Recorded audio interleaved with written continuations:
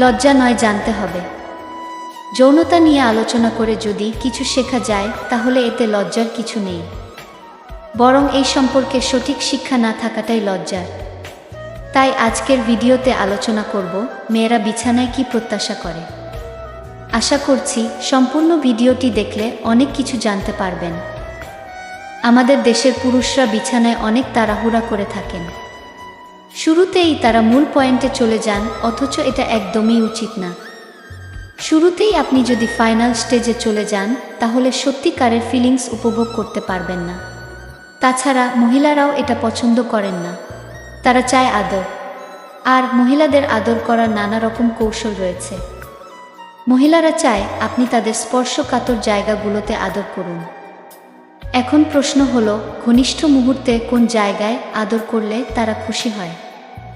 এটা বলার আগে মহিলাদের বলতে চাই, আপনারা কখনোই আপনার স্বামীকে এই 5টি কথা বলবেন না। 1. তুমি আমার যোগ্য না। 2. তুমি আমাকে কিছুই দাওনি। 3. পছন্দ না হলে ডিভোর্স দিয়ে দাও। 4. তুমি আমার মনের মতো হতে পারোনি। এবং 5. তোমার সাথে বিয়ে হয়ে আমার জীবন শেষ। মহিলাদের বিছানায় কিভাবে আদর করবেন?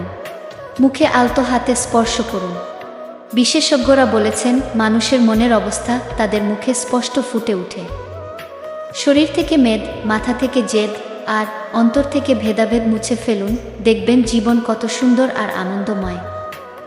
আপনি যখন আপনার সঙ্গীর মুখে আলতো স্পর্শ করবেন তখন তার প্রাথমিক জড়তা কাটিয়ে তুলতে পারবেন।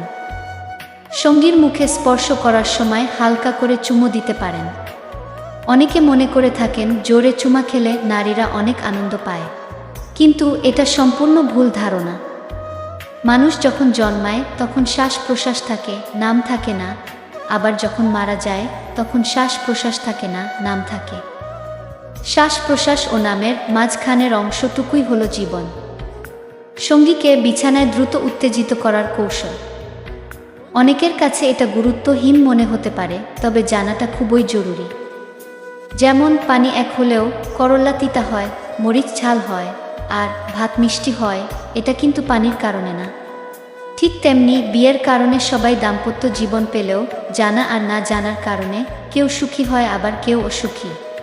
সত্যি কথা বলতে আমরা অনেকেই জানি না যে দাম্পত্য জীবনে ভাঙন ধরাতে অনেকটাই দায়ী এই শারীরিক মিলনের অতৃপ্ততা।